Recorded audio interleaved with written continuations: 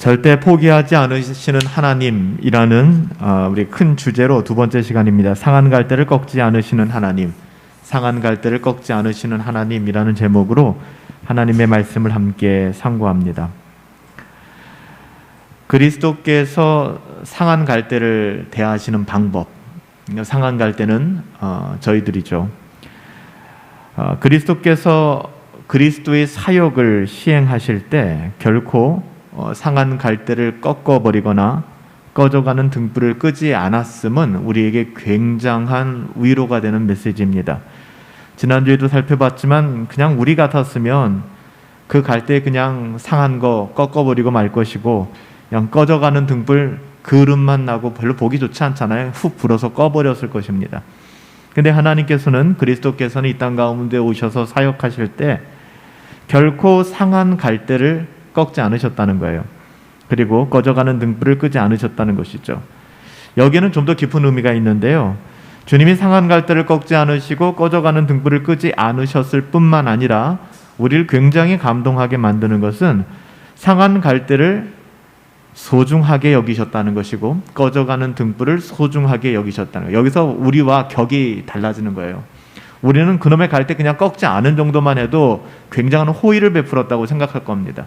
꺼져가는 등불 그따위 것 우리는 끄지 않았다는 것에 굉장한 자존심을 부릴 겁니다. 그렇지만 주님께서는 상한 갈대와 꺼져가는 등불 꺾지 않고 끄지 않은 정도가 아니라 매우 소중하게 여기셨다는 것이 그게 우리가 오늘 살펴볼 하나님의 마음이에요. 여러분, 우리가 몸이 좋지 않거나 그러면은 의사를 찾아갑니다. 때로는 의사를 만났을 때 그 의사가 우리를 굉장히 고통스럽게 하는 것 같아요. 특별히 치과 같은 데를 방문해 보면은 여러분 그렇지 않습니까? 공포스럽잖아요. 그리고 굉장히 또 통증도 있고. 의사가 환자를 고통스럽게 하는 이유는 뭘까? 그 이유는 환자를 당연히 죽이기 위함이 아니라는 것입니다. 외과 의사가 외상 환자를 이렇게 치료할 때도 마찬가지입니다. 상처 부위를 절개하거나 절단하기도 하지만 절대로 사지를 분리시키거나 그의 심장을 멎게 만들지는 않는다는 것이죠. 자식을 둔 부모가 자녀들을 향한 늘 좋은 말만 한다면 그것은 좋은 부모가 될 수가 없겠죠. 때로는 굉장히 강력한 언어를 사용하기도 하고 체벌을 사용하기도 합니다. 사랑하기 때문에. 이렇듯 우리 인간 안에는 일정 부분의 자비함이 있어요. 근데 그 자비함의 근거는 어디에서 시작되는가? 하나님 안에 있다는 것입니다. 여러분, 인간도 인간에게 측은지심을 느끼고 자비함을 베풀고 은혜를 베푸는데 여러분 그 은혜의 창시자가 되시고 그 은혜의 근본이 되신 하나님은 어떻겠습니까? 그러니까 하나님께서는요, 상한 갈대를 꺾지 않는 정도가 아니라 꺼져가는 등불을 끄지 않는 정도가 아니라 그 영혼을 굉장히 소중하게 여긴다는 것, 우리는 오늘 성경을 통해서 눈여겨봐야 될 것입니다. 자비의 근원, 정말 은혜의 근본, 주님은 상한 갈대를 꺾지 않으세요. 그분이 우리의 신랑 되신다라고 성경은 기록하고 있고요. 우리의 목자 되신다고 기록하고 있고요. 더불어 우리의 형제 되었다고까지 기록하고 있습니다. 실제로 주님은 그런 추상적인 단어만 사용하고 나열하고 멈춘 것이 아니라 실제로 우리와 그런 관계를 맺어주셨어요. 그런 관계를. 이 관계의 사랑을 깊이 깨닫고 누리는 사람의 삶의 질은 다르겠죠. 지난 주일날 말씀 나누었던 것처럼 예수 그리스도가 나의 삶의 질을 굉장히 부욕해 만든다라고 고백할 수 있을 겁니다. 주님의 그 풍성한 부요하심이 부족하기 때문에 우리가 그걸 못 느끼고 있는 게 아니라 우리의 죄 때문에 못 느끼는 거예요. 주님은 사랑으로 우리와 관계를 맺으사 철저히 자원하는 마음으로 이 땅 가운데 오셔서 성부 하나님께서 말씀하셨던 모든 구원의 사역들을 하나하나 감당하셨습니다. 우리를 지극히 사랑하고 계심을 그분이 십자가에서 죽으심으로 말미암아 온전히 확신케 해주셨죠. 증명해 주셨죠. 여러분, 예수라는 뜻이 뭔지 아시죠? 예수, 우리를 구원할 자이다 라는 뜻입니다. 주님은 그 이름에 걸맞게 특별히 이사야서 61장 1절에 보면 마음이 상한 자를 고치신다, 병든 자와 연약한 자를 회복시킨다라고 말씀하고 계십니다. 예수님 안에는 그런 능력이 있다는 것이죠. 여러분, 예수님이 세례 받으실 때 기억하십니까? 성령이 비둘기 같은 형상으로 비둘기는 아닙니다. 그렇지만 비둘기와 같은 형상으로 묘사되고 있죠. 성령이 임하셨습니다. 예수님이 비둘기처럼 온유한 중보자가 되심을 암시하고 있는 그런 장면이죠. 주님은 굉장히 강력했습니다. 때로 굉장히 노하기도 하셨습니다. 하지만 예수님의 그 근본됨은 온유하심이었어요. 주님은 자신의 임무를 굉장히 은혜로운 방식에 따라 수행하고 계셨죠. 주님은 선지자로서 입에 축복의 말씀을 가득 담아 가는 곳마다 말씀하셨습니다. 마태복음 5장 3절이죠. 심령이 가난한 자는 복이 있도다. 보통 같았으면은 가난이라는 용어를 별로 누가 좋아하겠습니까? 우리가 지난 주일날 살펴보았던 항복, 복이라는 말 누가 좋아하겠습니까? 그래서 주님 말씀하시는 거예요. 심령이 가난한 자, 너희 진짜 복되구나. 영혼의 고통을 당하고 있는 영혼들을 만나서 주님 뭐라고 말씀했습니까? 수고하고 무거운 짐진 자들아 다 내게로 오라. 내가 너를 어떻게 하겠다고 쉬게 할 것이다. 마태복음 11장 28절에서 말씀하셨잖아요. 주님께서는 목자 없는 양같이 고생하며 유리방황하고 있는 사람들을 향하여 이렇게 말씀하셨어요. 마태복음 9장 36절에 무리를 보시고 불쌍히 여기셨대요. 무리를 보시고 불쌍히 여기사 이는 그들이 목자 없는 양같이 고생하여 기진함이라. 여러분, 주님은 우리를 바라보고 계십니다.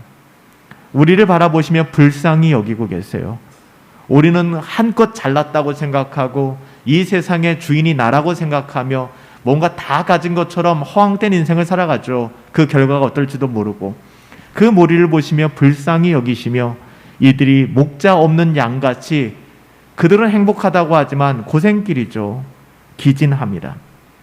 얼마나 안타깝게 여기셨는지 모르겠어요. 여러분, 성경을 보다 보면 예수님이 때로는 굉장히 강력한 언어로 도전하시지만 그 근저에 흐르고 있는 예수님의 정서는 안타까움이었어요. 안타까움. 사람들이 주님께 등을 돌릴지라도 주님은 자기에게 나오는 자를 결코 외면하지 않으셨습니다. 주님은 그를 대적하는 자들을 위해서 제사장으로 죽으시기 위해서 이 땅 가운데 오셨으니까. 여러분, 예수님의 삶을 계속해서 추적하다 보면 3년 동안의 이 공생의 기간에 제자들에게 기도라는 것을 가르쳐 주셨죠. 너희는 이렇게 기도하라. 기도로서 하나님께 무엇을 구해야 될 것인가 아주 자세하게 말씀해 주셨습니다. 근데 여기서 끝은 교사의 역할로 끝나는 것이 아니라 주님은 친히 영으로서 제자들 마음에 임하셨고요. 그들을 위한 유일한 중보자가 되셨습니다. 우리가 망하지 않는 이유가 어디 있는지 아십니까? 우리의 중보자 되신 예수 그리스도가 우리와 함께 하시기 때문이에요.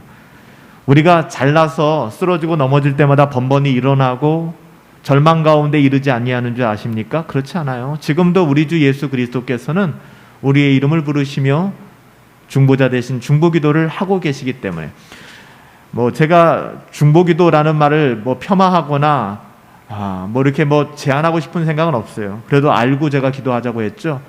우리가 중보기도라는 말은 우리가 쓸 수 없는 용어입니다. 우리는 다 같은 죄인인데 누가 누구를 위해 기도하겠습니까? 그래서 우리가 쓸 수 있는 말은 도고 또 누군가를 위하여 기도한다 풀어서 설명할 수 있겠죠. 하지만 중보기도라고 하는 것은 요즘에 많이 쓰이고 있죠. 하지만 중보기도의 유일한 중보기도를 할 수 있는 분은 우리 주 예수 그리스도밖에 없습니다. 그분은 절대로 실패하지 않으시고 그리고 우리 유일한 중보자가 되어서 우리를 위하여 기도하고 있는 거죠. 그러니까 저는 가끔 내가 너를 위해 중보해 라는 이야기를 들을 때 때로는 참 가짜다라는 생각을 하는 거예요. 누가 누구를 위해서 중보합니까? 우리는 다 이 세상의 우주에 찌꺼기만도 못한 죄인들입니다. 누가 누구를 위해서 중보하겠어요? 같은 죄인으로서 하나님의 은혜를 구하고 그 형제를 우리 주 예수 그리스도의 이름으로 축복하며 기도할 수 있는 것밖에는 없어요. 감히 하나님과 우리의 연결고리가 되어서 친히 기도하고 중보할 수 있는 분은 우리 주 예수 그리스도밖에 없다는 것이죠.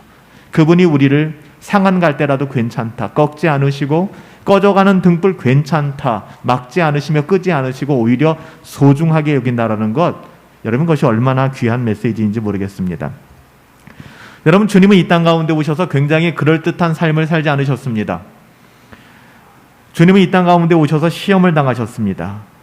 주님은 시험 받는 자들을 돕기 위해서 시험 당하셨습니다. 주님이 왜 시험 당하셨는지 아십니까? 히브리서 기자는 이렇게 증언합니다. 히브리서 2장 18절에 가보면 그가 시험을 받아 고난을 당하였은즉 시험을 받은 자들을 능히 도우실 수 있느니라. 이 시험이라는 걸 당해봤어야 시험 받은 자들을 도울 수가 있겠죠. 여러분, 가끔 정치인들이나 정계 인사들이 전혀 우리 서민들이나 국민들의 공감대를 형성할 수 없는 말을 하는 걸 우리가 듣게 되지 않습니까? 한 번도 경험해 보질 않았으니까, 한 번도 그런 데를 가보질 않았으니까 실수하게 되는 거예요. 여름이 되니까 이제는 과감하게 모여서 집회들도 하고 세미나들도 많이 하시는 것 같아요, 교회들마다. 얼마 전에 한 광고가 이제 저한테 왔어요. 그래서 이런 세미나를 합니다. 제목이 이런 거예요. 한국 교회를 살리자. 한국 교회가 위기다라는 그런 주제였습니다. 그 강사들을 보니까 한 3사람 주강사가 있던데, 한 사람은 대학 교수, 한 사람은 신학자, 그리고 한 사람은 선교단체 대표예요. 정말 헛웃음이 나왔습니다. 그들이 목회를 알아요? 한국 교회를 압니까? 개척교회들을 알아요? 교회들이 어떤 것을 씨름하는지 알고 있습니까? 전혀 없는 거예요. 그러니까 공감대가 전혀 형성되지 않는 이야기를 하는 거예요. 선교단체 대표가 제가 목회자들보다 더 열등하다 이런 얘기를 하는 게 아니에요. 선교단체 대표가 무슨 교회를 알아요? 신학교 교수가 무슨 교회를 압니까? 목회 현장을 어떻게 알아요? 참 어리석다라는 생각을 해보았어요. 여러분, 예수님께서 이 땅 가운데 오셔서 친히 고난을 당한 이유는 그 점을 막기 위해서예요. 우리가 만약에 예수님이 인간의 모습으로 이 땅 가운데 오셔서 우리의 시노애락을 전부 다 경험하지 않으셨다면, 마국간에서 태어나시고 모진 인생 30년 몫으로 사시다가 또 3년 동안은 공생에 배신당하고 모함당하고 이거밖에 더 있습니까? 오늘날 같았으면 예수님의 삶은 완전히 진짜 무슨 자기 정신으로 살 수 없을 만한 그런 삶이었을 것 같아요. 그럼에도 불구하고 주님께서는 이 땅 가운데 오셔서 그 모든 고난과 어려움, 시험을 다 당하셨습니다. 그 이유는 뭔지 아세요? 내가 너를 이해한다는 것입니다. 제가 말씀드렸잖아요. 여러분들이 기억하실 만한 사건인지 모르겠지만, 제가 군대에 있을 때 성수대교가 무너졌어요. 거기에 무학여고 아이들이 그 다리를 건너서 등교하다가 굉장히 많은 숫자의 아이들이 버스와 함께 떨어져서 목숨을 잃었습니다. 거기에 한 어머니를 제가 알고 있었어요. 너무나 비참하고 힘든 거예요. 딸이 그렇게 황망하게 세상을 떠났다는 거. 여러분, 이거 감내할 수 있겠습니까? 어느 누구도 위로 못해요. 목사 할아버지가 가서 손을 잡아줘도 위로받지 못합니다. 아마 그렇게 얘기할 거예요. 목사님은 이거 경험해 보셨어요? 이 한마디에 벌써 주눅 드는 겁니다. 누가 누굴 위로해요? 그 아픔을 어떻게 경험합니까? 제가 있던 교회 청년들이, 한동대 아이들이 와가지고서 1박 하고, 그리고 또 이 친구들이 아우리치로 떠났어요. 한동대 아이들이. 근데 그 아이들이 섬나라에 가서 사역을 하다가 파도에 휩쓸려서 목숨을 잃었어요. 그래서 그 친구들을 꽤 오래전 일인데 한동대에서는 1호 순교자다 이렇게 부릅니다. 그때 아들을 잃어버린 그런 어머니가 있었어요. 이분들이 둘이 만났어요. 둘이 만나는데 두 분이 동일하게 간증을 하는 게 서로가 너무나 큰 위로를 받았다는 거예요. 전 단순하게 그렇게 생각이 됐어요. 두 사람이 만났으니까 위로가 되는 겁니다. 그렇지 않고선 누가 누구를 위로하겠습니까? 예수님께서 우리를 위하여 모진 고난을 다 당하셨다고요.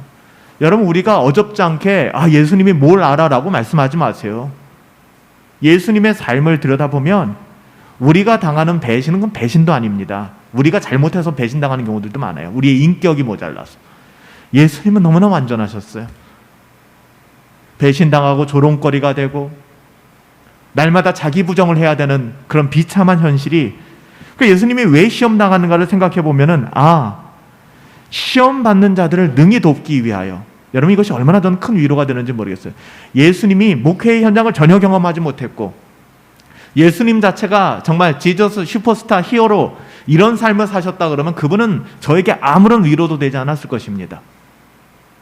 예수님이 살아갔던 모든 삶의 족적들을 살펴보면 그분이 이 땅에 계셨다라는 것 자체가, 그리고 그분이 살아갔던 그 삶의 족적들이 얼마나 큰 위로가 되는지 모르겠어요. 사실 인카네이션 하셨다 예수님이라는 분이 하나님이시잖아요. 그 신적 존재가 인간의 정말 저질스러운 몸을 입고 이 땅 가운데 오셨다라는 것 자체가 이건 말도 안 되는 은혜라고요. 어떻게 그 하나님의 신적 존재가 그 피조물 중에 잿덩어리인 인간의 몸속에 깃들 수 있단 말입니까? 이건 불가능한 일이거든요. 인간의 몸을 입으신 은혜로운 신중보자에게 우리가 기대하지 못할 게 어디 있겠습니까? 그러니까 이 사실만 우리가 기억한다 그래도 절망하지 않을 거예요. 예수님이 우리에게 위로가 되지 않는다라는 이야기를 하지 않을 것입니다. 사도 바울은 디모데에게 이렇게 복음을 전했죠. 하나님은 한 분이시다. 또 하나님과 사람 사이의 중보자도 한 분이시다. 곧 사람이신 예수 그리스도다. 예수 그리스도를 의지하라. 예수 그리스도께서는 상한 갈 때 꺾지 않으신다. 꺼져가는 등불 끄지 않으신다. 오히려 이를 존귀히 여기신다라고 이야기하는 거죠. 주님은 이제 하늘에서도 똑같은 사랑으로 우리를 대하신다는 사실, 예수님은 지금 이 세상에 육신으로는 계시지 않지만, 그러니까 세상에서 교회가 박해를 받을 때, 교회가 어려움을 당할 때, 내가 복음으로 말미암아 외롭고 힘들고 고단한 삶을 살아가게 될 때, 여러분 사도행전 9장 4절에 보면 이런 말씀이 나오죠. 내가 어찌하여 나를 핍박하느냐. 그래요. 사도 바울이 거듭나기 전 사울이라는 한 청년 때 복음을 핍박하기 위하여 교회를 박해하기 위해서 다마스코스로 넘어가는 그 지점에서 부활하신 예수님께서 사도 바울을 향해, 거듭나지 않은 사울을 향해 말씀하신 거죠. 사울아, 내가 어찌하여 나를 핍박하느냐. 굉장히 감동이 되는 메시지예요. 사도 바울은 굉장히 흥분했죠. 거듭나기 전 사울은. 예수님, 저는 단 한 번도 당신을 핍박한 적이 없습니다. 당신을 믿는 사람들을 핍박했죠. 나는 하나님을 믿는 사람인데 예수가 하나님이라고 얘기하는 것을 저는 인정할 수 없어서 그 예수 믿는 사람들 죽이러 다녔지, 전 예수님 당신 만난 적도 없습니다. 근데 예수님 뭐라고 말씀하시는 거예요? 네가 어찌하여 나를 핍박하느냐. 하늘에서도 자신의 몸인 교회를 염려하고 계시고, 이제 주님은 모든 고난에서 완전히 자유로워지셨지만 우리를 긍휼히 여기시는 마음은 변함이 없다는 거예요. 우리를 박해하고 우리를 어렵게 하고 우리를 상하게 하는 모든 존재들을 향하여 내가 어찌하여 나를 상하게 하느냐. 여러분, 믿음으로 복음의 신실한 길을 걸어가는 형제들을 여러분 함부로 대하지 않게 되기를 바랍니다. 우리 주님께서는 그 작은 소자, 우리가 쓱 지나가다가 만나는 그 한 사람일지라도 우리가 그를 그렇게 핍박하거나 하대하였을 때 네가 나를 왜 하대하느냐, 네가 나를 왜 핍박하느냐 라고 말씀하시는 거예요. 그럼에도 불구하고 유다 지파의 사자이신 주님은 자신의 통치를 거부하는 사람들에 대해서는 그 사랑을 회수하십니다. 엄히 심판하시고 그 앞에 엎드리는 이들은 구원하세요. 여러분, 이것은 너무나 당연한 거 아니겠습니까? 우리가 누가복음 19장에 보면 열 문화의 비유가 나오지 않습니까? 여러분 아시는 것처럼 그 문화를 나누어 주고 주인이 잠시 떠났다가 돌아오게 됩니다. 그때 이제 누가복음 19장 14절에 이렇게 말씀하시죠. 그 백성이 그를 미워하여 사자를 뒤로 보내어 이르되 우리는 이 사람이 우리의 왕됨을 원하지 아니하나이다. 그 사자, 메신저의 왕됨을 원하지 않았던 사람들에 대해서 특별히 왕이 돌아왔을 때 그들을 심판하였고 그들을 크게 책망하였습니다. 예수님도 마찬가지예요. 유다의 사자이신 우리 주 예수 그리스도를, 그 통치하심을 인정하지 않는, 그래서 늘 말씀드리죠. 참된 복음은 예수 그리스도를 우리의 구원자, 나의 죄를 사하셨구나, 가슴 떨리는 일이죠. 여기에만 머문다 그러면 그거는 구원 얻는 믿음이 아니라니까요. 예수 그리스도를 우리의 구원자로, 나의 죄를 속하신 구원자로 우리가 믿게 된다 그러면 자연스럽게 동전의 양면처럼 따라온 건 그리스도를 우리의 삶의 주인으로 우리는 인정하게 되어 있습니다. 이 두 개는 절대 분리될 수가 없어요. 이것은 행함이고 이것은 믿음이라고 표현할 수도 있습니다. 행함이 없는 믿음은 죽은 믿음이에요. 그건 존재할 수가 없는 것입니다. 우리는 어떤 공경에 처하든지 은혜의 보좌 앞에 담대히 나갈 수 있게 되었습니다. 여러분, 은혜의 보좌에 주님이 계신데, 여러분 믿으시죠? 은혜의 보좌에 우리 주님이 계신데 언제까지 나는 죄인이야, 나는 우주의 쓰레기만도 못해. 여러분 그게 낙심하고만 있겠습니까? 여러분 이게 믿음 좋은 게 아니라니까요. 굉장히 믿음 좋아 보이죠. 나는 뭐 너무 죄인이어서 나는 하나님 앞에 나갈 자격도 없고 나는 늘, 여러분 은혜의 보좌를 바라보실 수 있어야 됩니다. 은혜의 보좌에 주님이 계시잖아요. 상한 갈대를 꺾지 않으시고 꺼져가는 등불을 끄지 않으신다. 오히려 상한 갈대와 꺼져가는 등불을 소중히 여기시는 주님이 계신데 언제까지 자신이 죄인이라고 낙심하고만 있겠습니까? 이거 불신앙입니다. 우리의 마음이 상해 있다면 우리를 부르시는 주님께 나아가세요. 그리고 주님께 위로를 받으세요. 다른 누구를 통하지 말고 예수 보혈 힘입어. 그래서 제가 찬양한 겁니다. 예수의 피 힘입어 주님께 나아가세요. 그냥 마당만 밟고 쓱쓱 지나다니지 마시고 주의 지성소로 담대히 들어가시라고요. 예수님이 십자가에서 죽으실 때 그 휘장이 갈라지지 않았습니까? 예수의 피 힘입어 우리는 예수의 보좌 앞에 나갈 수 있는 것입니다. 여러분 그러기 위해서는 솔직하셔야죠. 사람은 속일 수 있어요. 겸연쩍을 수 있고 민망할 수 있으니까 하나님은 속이지 마십시오. 하나님 앞에 우리의 상처, 우리의 그 어떠함 있는 그대로 하나님께 고백하세요. 오늘 이 밤에. 그래도 어렵게 나오셨는데 하나님 앞에 있는 그대로 싸우세요. 양파 껍질을 끝없이 벗겨내셔야 됩니다. 내가 나를 속이고 남을 속이고 그것이 나의 성격이 되어버리고 나의 기질이 되어버린 모든 양파 껍데기들을 다 벗기는 작업이 얼마나 고된 작업인지 아십니까? 하다가 하고 싶지가 않죠. 그래도 포기하면 안 됩니다. 끝없이. 그래야 하나님의 위로까지 나갈 수 있는 거예요. 사탄의 속임수에 넘어가지 마십시오. 그냥 단순하게 그 겉옷만 만져도 구원을 받겠다 혈루증을 앓던 그 여인이 내가 예수님의 겉옷만 만져도 내가 나음을 입을 거야. 여러분 이렇게 담대히 나가셔야만 됩니다. 그러면 은혜로우신 주님이 우리의 그 모든 얽히고 설킨 그 복잡한 모든 소란스러움을 단정하게 하시고 잠잠하게 하실 거예요. 그래서 단순해지셔야 됩니다. 정말 단순해지셔야 됩니다. 주님이 육신을 입으신 이유는 육신에 거하는 우리의 모든 연약함을 체휼하시기 위하심이고 또 우리를 회복하시기 위함이잖아요. 주님이 우리와 함께 하시니까. 그쵸? 우리가 찬양했잖아요. 거친 파도 날 향해 와도 오직 주님만을 향해서 우리가 전진할 수 있어야 되잖아요. 하나님 앞에 나가는 것을 두려워하지 마세요. 이렇게 표현하니까 잘 이해 못하실 수도 있어요. 하나님 앞에 나가는 게 두려우니까 말씀의 자리에서 맨날 졸고 말씀의 자리에서 멍 때리고 있고 두려운 거예요. 그러니까 하나님 앞에 나아가기가 두려운 겁니다. 그 근본의 마음을 알아야 돼요. 두려우니까 이게 집중을 하지 못하는 거예요. 여러분 하나님 앞에 나가는 걸 두려워하지 마세요. 천사들도 주님이 이 땅 가운데 오실 때 뭐라고 이야기했습니까? 보라, 내가 온 백성에게 미칠 큰 기쁨의 소식을 너희에게 전하. 가스펠이라니까요. 기쁨의 소식이라니까요. 사도 바울도 그가 거듭난 이후에 복음 안에서 뭐라고 외쳤어요? 주 안에서 항상 기뻐하세요. 내가 다시 말합니다. 또 기뻐하세요. 라고 말했잖아요. 이 기쁨은 강요가 아니거든요. 그리스도 안에서 그가 누리고 발견한 그 희락을 이야기하는 거예요. 사실 평화와 기쁨은 그리스도의 나라, 하나님의 나라의 가장 대표적인 특징 아닙니까? 세상에서 기뻐할 수 없다면 주님 안에서 기뻐하십시오. 우린 세상에서 기뻐할 수 있는 사람들이 아니기 때문에. 여러분 보세요. 제자들이 예수님과 같이 있다가 잠깐만 떨어져 있던 때가 있어요.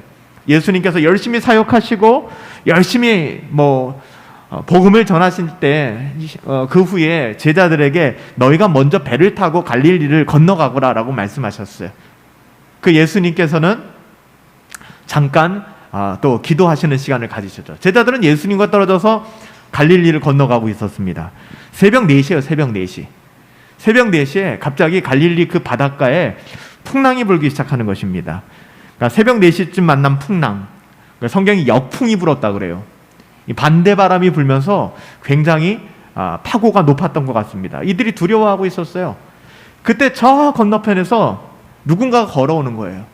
근데 예수님의 제자라는 사람들이 한다는 소리가 유령이다가 나오는 유령이다. 두려워하는 겁니다. 이게 얼마나 큰 불신앙입니까? 우리 또한 그러지 않아요? 사실상 예수님 만나고 싶어요.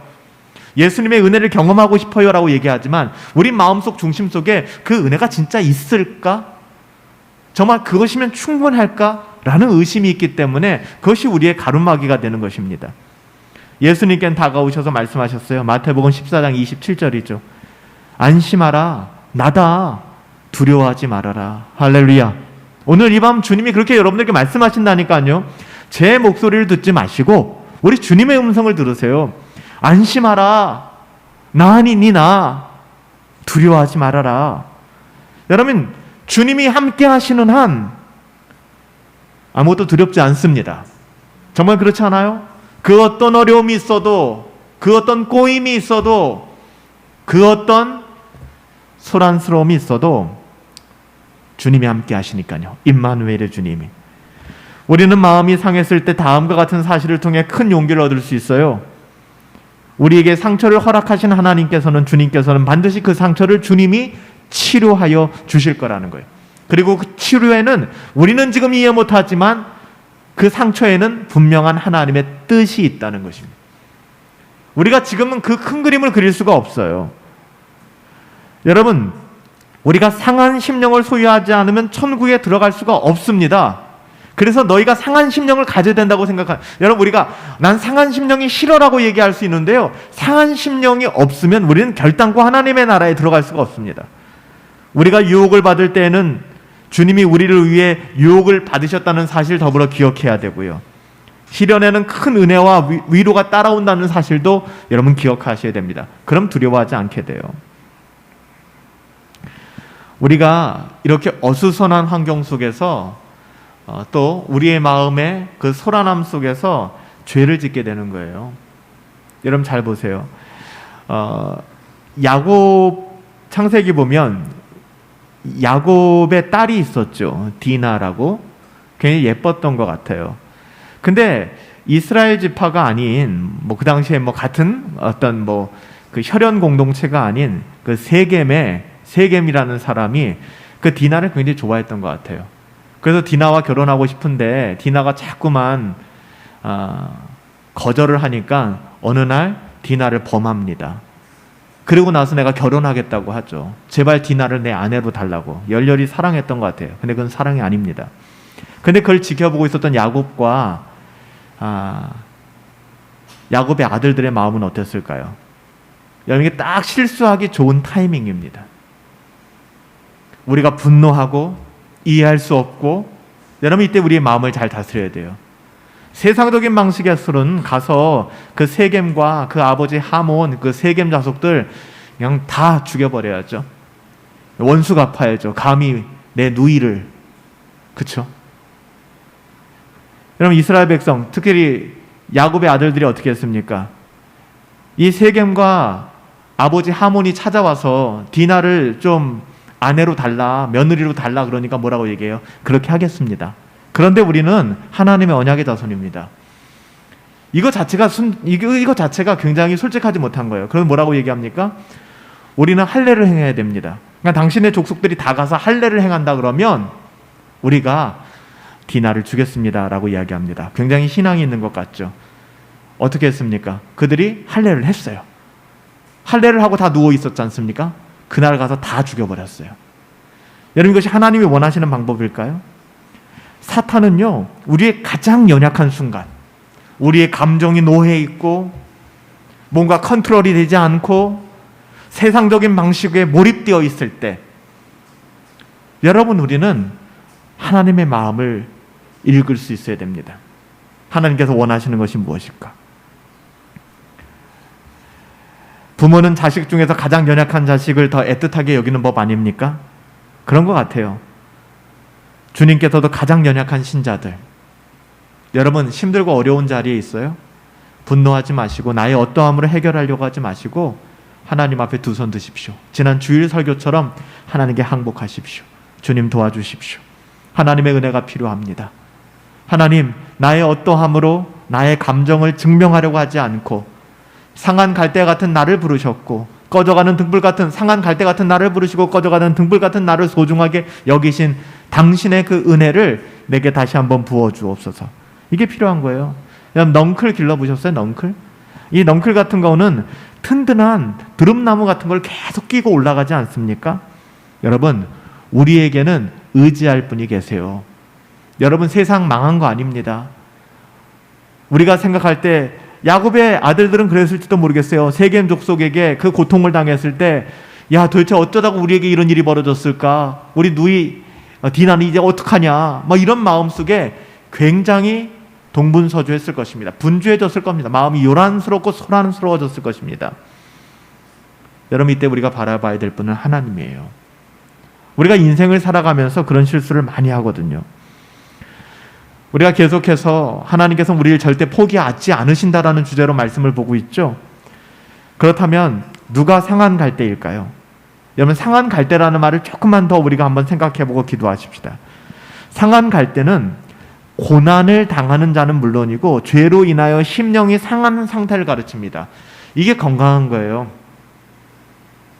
우리의 건강한 자아는 죄로 말미암아 늘 아파하는 것입니다.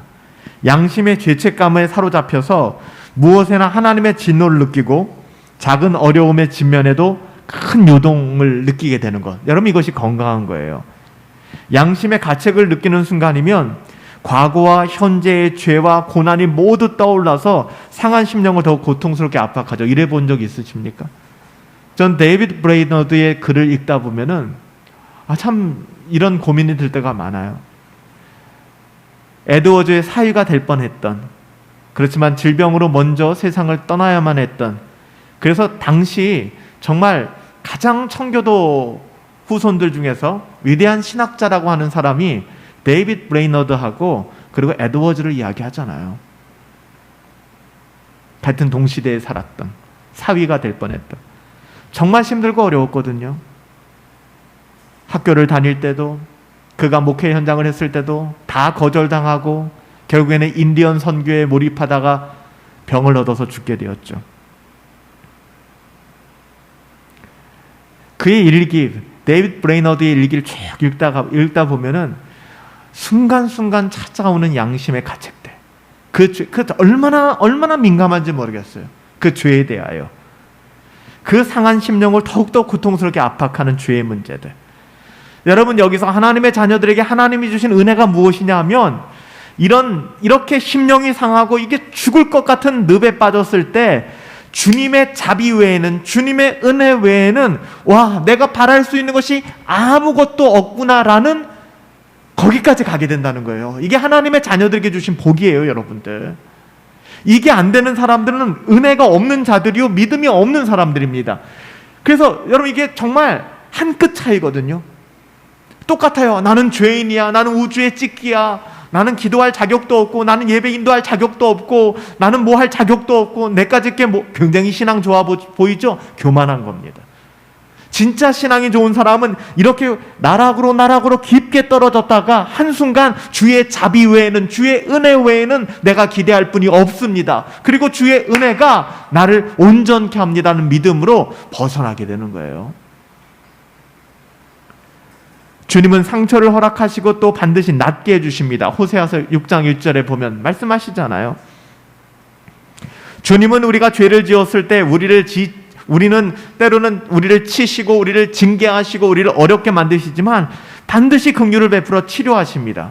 성경을 보시면 반복되지 않습니까? 상한 심령의 소유자는요, 잘 들으세요 여러분들, 상한 심령의 소유자는 죄라고 하는 놈을 가장 큰 악으로 여기게 되고요, 하나님의 은혜라고 하는 것을 가장 선한 것으로 여깁니다. 다시요. 상한 심령, 상한 갈대, 꺼져가는 등불이라고 하는, 내가 너를 소중하게 여겨라는 그 사람들은 그냥 약하고 자기를 비하시키는 사람들이 아니라 죄라고 하는 것을 가장 악하다. 이 죄의 개념은 설명 안 드릴게요. 죄라고 하는 것이 가장 악하다. 그리고 하나님의 은혜가 가장 선하다라고 여깁니다. 그렇기 때문에 끝없이 이 세상에 썩어질 어떠함에 매몰되어서 허우적거리며 좀 돈 좀 벌면은 그럴듯하게 사는 것처럼, 내가 인생의 백그라운드가 생긴 것처럼 그렇게 살아가고, 그거 없으면 나 죽네 사니 이러고 살아가게 되는 거예요. 물론 이 세상을 살아갈 때 필요한 게 있죠. 하지만 그것이 근본적인 것이 아님에도 불구하고 우리의 삶을 근본적으로 뒤흔들게 된다는 거예요. 하지만 상한 심령의 소유자는 그까지 것들이 눈에 들어오지 않아요. 여러분, 욥이 그런 게 눈에 들어왔겠어요? 다 날아갔는데? 눈에 들어오지 않는 거예요. 하나님의 자비만을 갈망하게 되는 것입니다. 하나님의 은혜만을. 상한 심령의 소유자는요, 교만한 마음을 품지 않고 스스로 먼지만도 못한 존재라고 여깁니다. 이게 자기를 비하하면서 살아간다는 게 아닙니다.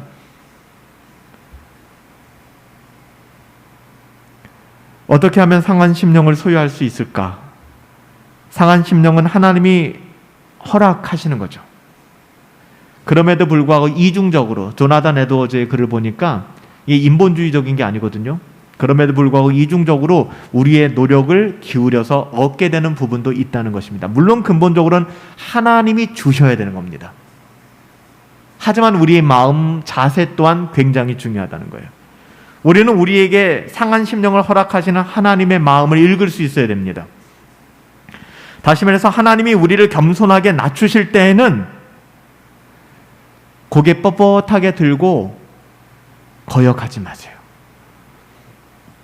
인생을 살아가다 보면 하나님이 낮추실 때가 있거든요. 힘을 빼세요. 그리고 낮아지세요. 그리고 겸손해지십시오. 그래야만 심령의 상함을 더 강하게 느낄 수가 있습니다. 주님이 우리를 징계하실 때에는 우리를 바르게 세우려고 하시는 뜻으로 알고 따라가세요. 들이받지 마시라고요. 하나님 앞에 따지고 변론하지 말라고요. 주님이 우리의 마음을 상하게 하실 때는 묵묵히 그냥 애통하시면 됩니다. 슬퍼하세요. 애통하십시오. 우리의 잘못을 깊이 뉘우치면서 자꾸만 상황 논리 내세우고 다른 사람과 비교해서 막 이런 쓸데없는 짓 하지 마시라고요. 그냥 내 영혼이 하나님 앞에 서면 됩니다. 주님, 저는 모든 징계를 받아 마땅한 존재입니다. 사람들이 나를 비웃어도, 다윗이 그랬을 거예요. 다윗이 아들 압살롬이 반역하고 그 끔찍한 상황 속에서 어떻게 보면 야반도주하고 있는데 사람들이 다윗을 증오하고 멸시하고 침을 뱉고, 다윗의 마음이 어떻겠습니까? 그래도 왕인데, 내가 당신들을 위해서 한 게 얼마나 많은데. 그런 얘기 안 하잖아요. 내가 가서 당장 저자의 목을 베어오겠습니다. 그냥 두어라. 여러분, 이 자세예요. 모두 다 제 잘못입니다. 그리고 더 이상 죄를 짓지 않도록 우리의 의지를 사용해야 합니다. 우리의 심령을 상하게 하시는 그리스도, 우리의 죄를 위해 찔림을 당하신 주님을 우러러 보셔야 돼요. 하지만 하나님이 성령으로 우리를 감화시켜서 죄를 짓지 않게 돕지 않으신다면 우리의 노력이라는 것 자체는 아무 의미가 없어요. 그렇기 때문에 가장 근본적으로 제가 누누이 부탁드리는 거잖아요. 가장 근본적인 기도는 뭐예요? 하나님의 은혜를 구하는 겁니다. 하나님에게 은혜를 주세요. 그래서 여러분, 하나님이 은혜를 주실 때 죄를 자각하게 되잖아요. 예전에 이게 죄라고 느끼지 못했어요. 형제를 미워하는 거, 게으른 거, 나의 어떠함을 의지하여 살아가는 거, 몰랐어요. 근데 죄를 자각하게 되었을 때 하나님의 은혜가 임하면 회개하게 됩니다. 여러분, 죄를 자각하고서 신앙에서 떠나는 사람도 있어요. 마음 힘들다고, 마음 복잡해진다고. 은혜가 없기 때문에 그래요. 하나님의 은혜가 임하였을 때 죄를 자각하게 되면, 죄가 죄로 여겨지게 되면 그 사람은 회개하게 됩니다. 얼마나 단순해요. 회개하는 마음은 어떤 태도를 가질까요? 겸손한 태도를 갖게 하죠. 우리는 하나님이 우리의 영혼에 어두운 구석을 환히 비추고 능력의 영으로 우리를 겸손하게 하기를 날마다 구해야 되는 것입니다. 우리가 어떻게 상한 심령의 기준을 정할 수 있겠습니까? 하지만 그리스도를 가장 귀하게 여기고 그분을 붙잡으실 수 있어야 됩니다. 심지어는 그 과정이 어떤 대가를 지불하더라도 내 오른손을, 오른팔을 잘라버리고 내 오른눈을 빼어버리는 한이 있더라도 내가 기필코 죄에서 돌이키는 노력, 그런 굳은 의지를 가지고 하나님 앞에 나와야 된다는 거예요. 여기서 우리가 조심해야 될 게 있어요. 뭐냐 하면 단순히 갑작스러운 두려움 때문에 겉으로만 머리를 갈대같이 숙이고, 이사야서 58장 5절에 보면 갈대와 같이 머리를 숙인다라는 이야기가 나오거든요. 그러니까는 두려우니까, 당장 지옥 간다니까, 당장 하나님이 심판하신다니까, 하나님의 노하심이 있다고 하니까 갑작스러운 두려움 때문에 그냥 겉으로만, 이걸 성경이 외식한다고 하는 겁니다. 그러니까 깊이 있는 신앙이 아니에요. 그러니까 순간의 두려움으로 행동하는 거거든요. 여러분, 이 순간의 두려움은 죄를 두려워하는 게 아니라 죄로 말미암아 나에게 벌어질 일들을 두려워하는 거예요. 이해하시죠? 이거 굉장히 중요한 거예요. 신앙의 성장이 없어요. 그러니까 죄라는 놈을 우리는 두려워하고 죄라는 것을 역겨워해야 되는데, 죄가 두려운 게 아니라 죄로 말미암아 나에게 있을 여러 가지 일들이 두려운 겁니다. 아, 죄지면 교통사고 날지도 모르는데, 죄지면 나 사업 망할지도 모르는데, 죄지면 사람관계 깨질지도 모르는데, 이런 생각들을 하기 시작하는 거예요. 여러분, 절대로 주님의 은혜를 경험할 수 없습니다. 다시 한번 정리해서 말씀드려요. 어떤 징계보다도 죄를 더 무서워할 줄 아시기 바랍니다. 하나님의 그 어떤 징계보다도 죄를 더 무서워하고 진심으로 애통하는 마음으로 죄와 맞서 거룩한 삶을 살아가고자 끊임없이 씨름하셔야만 합니다. 하나님이 마음을 상하게 하실 때는 기꺼이 죄를 뉘우치세요. 그리고 심 빼세요. 다윗처럼. 왜 할 말이 없겠습니까? 저 듣도 보도 못한 저자가 이스라엘의 왕인데, 나에겐 힘이 있는데, 명예가 있는데, 근데 그 짓 하지 않았다는 거예요, 다윗은. 또 하나 여러분들에게 당부하고 싶은 것, 너무 심하게 오랫동안 마음이 상한 상태로 머무는 것도 여러분 굉장히 위험합니다. 그런 분들 계시거든요. 빨리 하나님의 은혜로 여러분 나오시기 바랍니다. 그리고 그 문제를 해결하시기 바라요. 왜냐하면 너무 심하게 오랫동안 그 마음이 상한 그 상태에 머물게 되면은, 이럴 경우에는 여러분들 일상적으로 죄책감과 상처에 짓눌려서 다시 회복할 기회를 얻기가 굉장히 힘들어요. 철로역정 읽고 계신가요? 마지막 철로역정에서 크리스찬이 어떻게 보면 소망과 함께 그 강을 건너가잖아요. 강 건너면 끝나는 거잖아요. 이제 끝나지 않습니까? 이제는 천국문으로 들어가는 거잖아요. 근데 거기서 어떻게 돼요? 크리스찬이 그 강에 빠지게 되잖아요. 빠지게 된 다음에 여러 가지 죄책감과 상처들이 더하여지니까 한없이 밑으로 빨려 들어가게 되지 않습니까? 굉장한 믿음의 안목으로 존 버년이 그 글을 쓴 거예요. 여러분, 이 지경에 머물러 있어서는 안 됩니다. 어서 나오셔야 됩니다. 그때 크리스찬의 손을 잡고 끌어냈던 게 누굽니까? 소망이었잖아요. 하늘 소망 바라보셔야 됩니다. 세상에서 얻을 그 어떠함이 아니라. 그렇기 때문에 상한 심령에는 적절한 위로가 필요한데, 세상의 허접한 위로를 따라가지 마세요. 값싼 위로 따라가지 마세요. 그거 진짜 아무것도 아닙니다. 참된 위로를 찾으셔야만 됩니다. 우리 안에 있는 죄보다 그리스도의 자비가 더 크다는 사실을 믿는다면, 우리는 우리의 마음을 조사하더라도, 우리의 죄의 그 어떠함을 철저히 낱낱이 드러낸다 할지라도 우리는 아무 문제 없을 거예요. 그것이 로마서 8장 7장이잖아요. 로마서 8장 아시죠? 그러므로 그리스도 예수 안에 있는 자에게는 결코 정죄함이 없나니 그리스도 예수 안에 있는 생명의 성령의 법이 죄와 사망의 법에서 너를 해방하였다.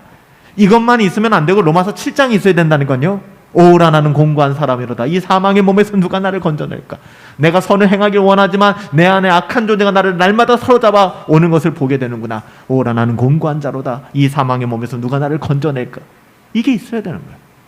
이거 없이 로마서 8장으로 간 사람들은 값싼 복음에 빠져서 예수 그리스도가 나를 구원하셨다는 것만 알지, 그분이 나의 삶의 주인이라는, 나의 삶의 생명의 대가를 지불하신 분이라는 것까지는 알지 못해요. 여러 가지 현상들이 있죠. 또한 우리가 상한 심령으로 죄를 뉘우치는 일을 너무 성급하게 처리해서도 안 됩니다. 로마서 7장에서 로마서 8장으로 순식간에 가서도 안 됩니다. 아파하는 과정이 필요하고요. 시간들이 필요해요. 너무 서둘지 마세요. 너무 오래 계셔도 안 되지만 너무 서둘러서도 안 됩니다. 상처가 아물기 전에 깁스를 풀면 어떻게 되겠습니까? 뼈가 부러졌는데. 붓기도 전에 깁스를 풀면 안 되잖아요. 주님이 상한 마음을 허락하시면 죄가 철천지 원수처럼 미워지고 그리스도가 세상 그 무엇보다도 사랑스럽게 느껴질 그때까지 겸손히 허리를 동이고 머리를 조아려야 되는 거예요. 그 시기가 필요하다는 것입니다. 뭐 갑자기 죄를 묵상하다 와, 나 끝났어, 난 해결받았어. 하나님의 능하신 손이 우리를 낮추실 때에는 모든 불행의 근원인 죄를 철저히 뉘우치려는 태도가 필요하고요. 이런 식으로 우리를 낮추고 애통하는 마음을 품으면 우리의 심령을 하나님께서 붙잡아 주시고 은혜를 베풀어 주실 거예요. 이런 말씀 정리할게요. 하나님께서 우리의 심령을 상하게 하시더라도 여러분 인내하십시오. 하나님께서는 상한 갈대를 꺾지 않으실 겁니다. 꺼져가는 등불 끄지 않으실 거예요. 우리 주님께서 거기까지 밀어 넣으셨기 때문에. 상한 마음으로 철저히 죄를 뉘우쳐야만 합니다. 여러분 상한 갈대 같은 시간을 보내고 계세요? 그 시간이 여러분들에게 진짜 소중한 시간입니다. 그리고 그 시간에 우리는 영원토록 머물지 않을 겁니다. 반드시 로마서 8장으로 우리의 위치가 이동될 거예요. 하지만 로마서 7장에 머무는 동안에 아파하세요. 괴로워하세요. 그리고 회개하십시오. 이게 필요한 거예요. 스스로 겸손히 죄를 뉘우치는 사람만이 하나님의 위로를 받을 수 있어요. 하나님의 위로는 절대 천박한 방식으로 우리에게 주어지는 것이 아닙니다. 거룩한 절망감이 있어야 돼요. 제가 저희 홈페이지에 써드렸던 그 글처럼 거룩한 절망감이 있어야 돼요. 참된 소망의 근거를 그래야 발견할 수가 있으니까요.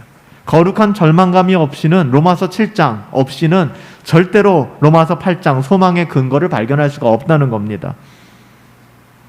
성경은 호세아서 14장 3절에 뭐라고 얘기해요? 고아가 주께로 말미암아 긍휼을 얻음이니이다. 우리가 고아와 같은 심령, 우리는 고아가 아니잖아요. 고아와 같은 진짜 아무도 의지할 사람이 없는 우리 혼자밖에 없는 거예요. 우리가 고아와 같은 심정을 더 많이 체감하면 체감할수록 하늘에 계신 하나님 아버지의 사랑을 구하는 마음도 커지고 커지게 될 것입니다. 같이 가게 될 거예요. 높고 거룩한 곳에 계시는 하나님께서는 통회하고 마음이 겸손한 자와 함께 하십니다. 여러분, 주님은 고통받는 영혼들의 사정을 깊이 헤아리시고 은혜를 베풀어 주십니다. 여러분, 부활하신 주님 기억나시죠? 부활하신 주님이 배신하고 떠난 제자들을 찾아오셨습니다. 상한 갈대 아니겠어요? 꺼져가는 등불 아니겠습니까? 부활하신 주님을 만난다는 것만으로도 트라우마 아니겠습니까? 근데 주님께서는 그들이 너무 크게 낙심하지 않도록 여러 가지 배려를 아끼지 않으셨잖아요. 알고 계시죠? 주님 우리한테도 그러신다고요.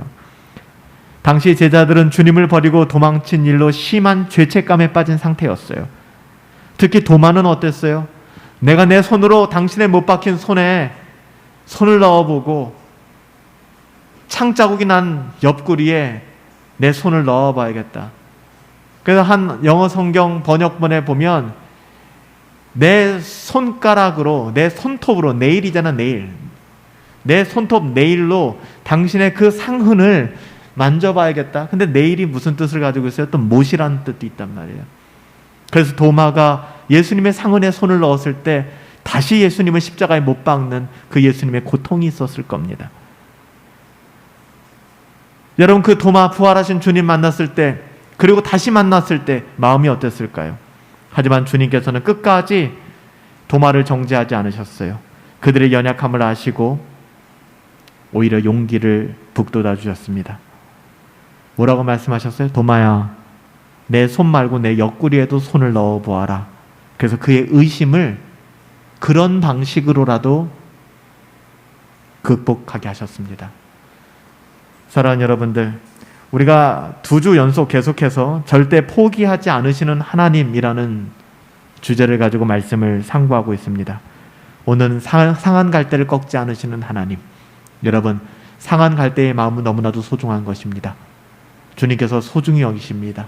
그 상한 갈대의 마음을 가지고 주께 나오시고 오직 주의 은혜의 보좌만을 의지하여 주님께 위로받고 주님 안에서 아파하며 주님 안에서 회복될 수 있게 되기를 예수님의 이름으로 축복합니다.